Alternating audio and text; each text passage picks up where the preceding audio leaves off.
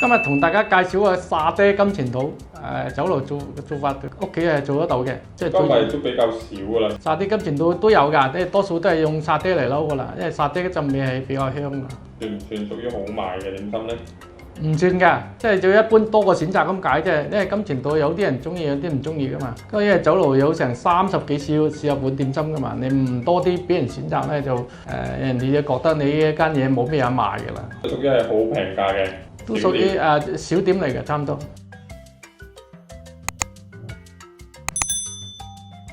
主要係金錢肚啫，咁啊響市面上周圍都有賣嘅，買個翻嚟，咁啊解咗凍就將佢煮腍嘅，有屋企有高壓煲咧最容易啊。如果冇咧，就起碼要煲成個半鐘以上嘅，因為啲金錢肚係好韌。煲好咗之後，咁啊就切一塊塊咯。煲嘅時候咧就改落啲香料落去，有八角、花椒、八角啊，或者嗰啲桂皮啊之類嗰啲，你有咩香料市面買到未落落去啦，因為辟咗嗰啲金錢肚嗰陣騷味啊嘛，因為金錢肚係好大牛氣嘅。金錢肚有啲係黑色㗎嘛，係嘛？基本上黑色嗰隻咧就係未處理過嘅，因為黑色嗰隻係用嚟打邊爐嘅，就唔係用嚟做嗰隻嘅。因為市面買嗰隻金錢肚咧，酒樓都係㗎啦，都係用嗰隻急凍金錢肚㗎啦。因為佢本身已經喺廠度處理過俾人用㗎啦。基本上喺街市買翻嚟，跟住就自己處理啦。係啦，自己煲腍嘅咪得咯。煲嘅時候咧就落啲香料，加少少鹽味糖落去咁就得㗎啦。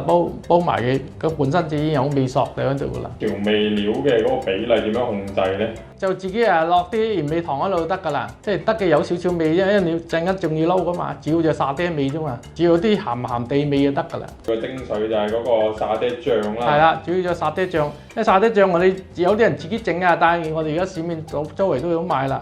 咁啊最靚嗰隻而家買嗰隻啦，買樽翻嚟已經搞掂。咁個份量又要點樣計？嗰啲冇份量㗎，咁你就忽幾羹落去撈到，即係周圍都黐到滿晒就又得㗎啦，即係有啲係攞啲香味嘅啫。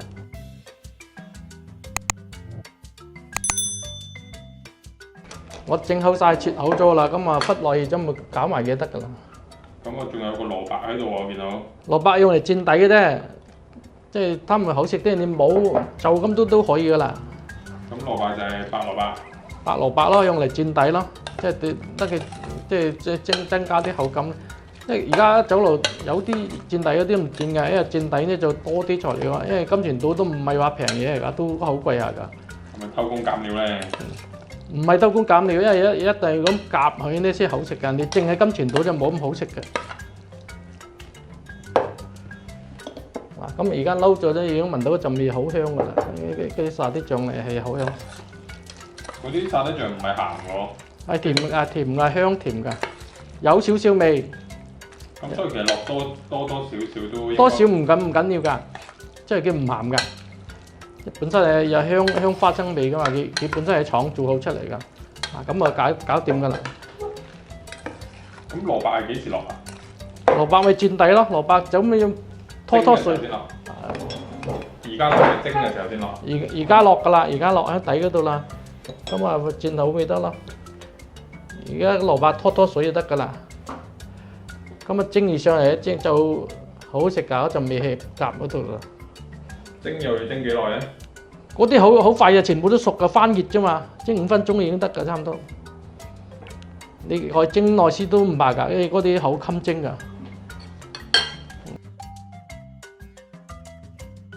排好嘅咪好睇排好嘅就得㗎啦。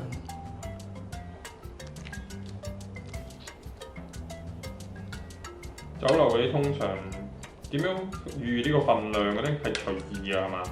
都係隨意㗎啦，即係靠經驗嚟撈㗎咋。即係隨意夾上去喎，即係嗰個蒸。嗰啲用手嘅，用手做嘅，屋企家庭愛好睇啲用夾咯。佢哋用手嚟揦，因為蒸㗎嘛，唔緊要㗎，全部都用手做㗎啦。咁啊上咗一碟就俾嗰啲熟爐嗰個蒸㗎啦。咁係籠都差唔多大細㗎嘛？一樣㗎，要有份量㗎，即係個碟都係咁多㗎。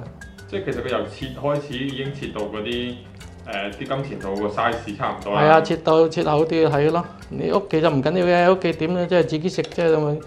酒樓要買嘅咧就要整好啲好睇咯。即係我而家眼見就基本上可能4嚿啦，咁我酒樓都係咁上下啦，係咪？我做法係同酒樓一樣㗎，酒樓都係咁做㗎啦。即係全部跟足酒樓嚟咁，因為如果家庭如果唔係咧，我就求其咁撈埋佢做已經食得㗎啦嘛，自己屋企唔使咁講究㗎嘛。即係其實冇其他調味料㗎啦，即係真係就係冇調味料㗎，全部都係沙爹味啫，沙爹醬。你過而家試下聞下嗰陣味係好香㗎。即係基本上係沙爹醬同埋就係喺處理嗰個牛肚嘅時候，加咗少少啲鹽味糖啦。係啦，因為本身有啲得個有味啫嘛，都夾埋落去。咁你可以多啲自己食啊多啲。咁其實因為翻熱就都可能個份量大啲都唔緊要啦。係。咁屋企呢樣嘢咧又可以做當點心食，但係亦佢可以做餸嘅，即係當一種碟餸一樣就可以。咁啊搞掂啦，好簡單㗎啦。咁啲蘿蔔唔會蒸唔熟嘅咩？蘿蔔本身你用水嚟灼嘅灼腍嘅嘛，好容易腍㗎蘿蔔。即係本身而家呢個蘿蔔已經都係熟嘅。啊，我灼熟咗㗎啦，一滾水就腍㗎啦，蘿蔔好容易腍㗎。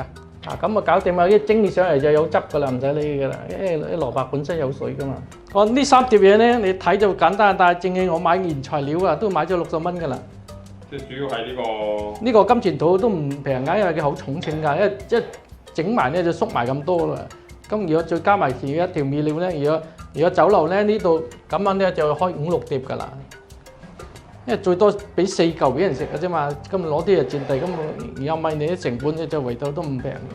酒樓係買少點㗎，但係佢集體來貨咧就平好多嘅。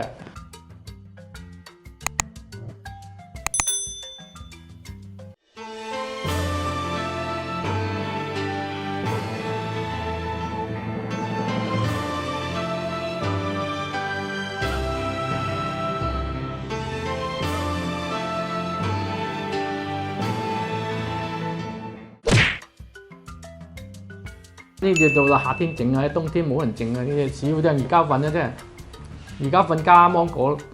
即係呢個係酒樓點心嚟㗎嘛？係酒樓點心，即係好多人做，主要就係魚膠粉啊同埋奶，咁啊打起就加奶落去，咁就加切碎咗個芒果就得㗎啦。呢度仲簡單，家庭主婦好容易做緊呢啲。咁但係到夏天先好做啦，因為冬天咧冇乜人食啲凍嘢。